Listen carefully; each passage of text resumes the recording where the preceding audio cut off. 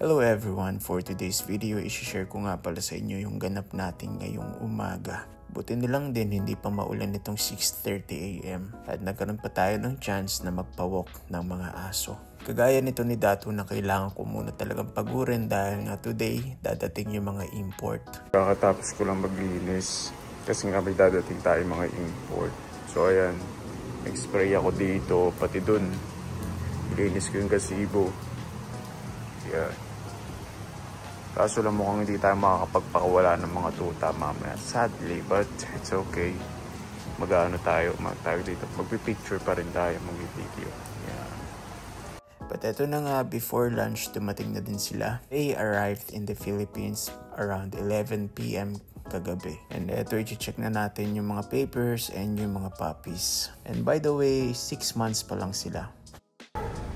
Nakakatakot naman yung mga itsura nyo.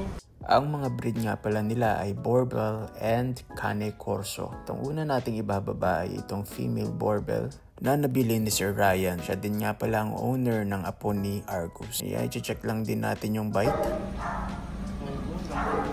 So nakakatuwa lang din, no? Siguro yung mga aso ramdam din talaga nila pagka mahilig ka talaga sa dogs. And by the way, at the age of 6 months, siya ay sobrang bigat na. Siguro nasa 40 kilograms or 50 kilograms itong mga to. Pero kita mo, kahit na intimidating ang kanyang itsura, siya ay sobrang lambing. Napag-usapan nga rin pala namin si T'Challa. Sabi ko sa kanya na after 2 years, siguro pagka ready na itong female, pwede namin ibangga kay T'Challa. Dahil nagagandahan din talaga ako sa female na to.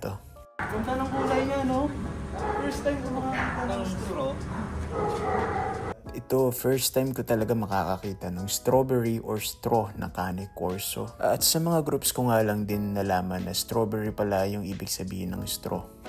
Very controversial nga rin pala ang straw na Cane Corso dahil nga ang kulay puti na Cane Corso ay hindi pa recognized sa FCI.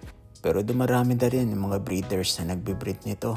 Mga breeders na dati pang nagbe-breed. Even nga yung mga breeders ng traditional Cane Corso, meron na din silang straw Corso. Kaya kung may magbabash man, hindi ko makikita yung sense dahil nga even sa ibang bansa ay pinag-show na ito.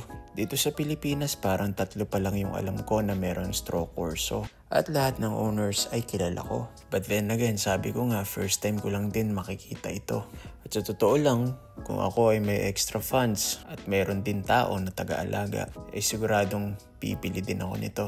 Ang may-ari nga pala nito ay taga Laguna. Sabi niya sa akin, ito na lang straw Corso yung kulang sa mga Cane Corso niya. So imagine that kung gaano kadami yun, diba? Ba't ibang kulay?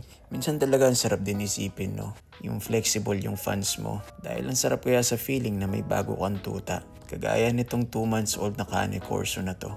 Iba talaga yung excitement kapag nakakahawak ako ng tuta. Parang bumabalik yung mga panahon na ako yung bumibili. Nung nabuhat ko nga itong puppy na to, naalala ko yung araw na sinundo ko si Argus. Bumabagyo pa nun pero sinugod ko pa rin. Alam ko magti 3 months na ata nun si Argus. Pero itong puppy na to ay 8 weeks old pa lang. And chinek ko rin mabuti yung bite niya, yung pastern, yung hips, and yung paws. And para sa akin naman ay maganda. And by the way, after ko nga pala siya paliguan, ito binigyan ko siya ng pagkain. Medyo may pagkamatapang nga rin pala siya. And after ko magpakain, ito pinakawalan ko muna. At andito na nga rin pala yung susundo sa kanya, si Miss Faye. Siya din yung sumundo kay Sazu, na anak naman ni Dato. Very promising yung batch natin ngayon. And I'm very excited to see them grow. At syempre, everyday ko rin kakausapin yung mga owner nito. Kahit na alam ko na papagod sila sa akin minsan. Dahil next time ako naman yung visit sa kanila. Ayun lang guys, maraming salamat sa panonood ng video ko. God bless.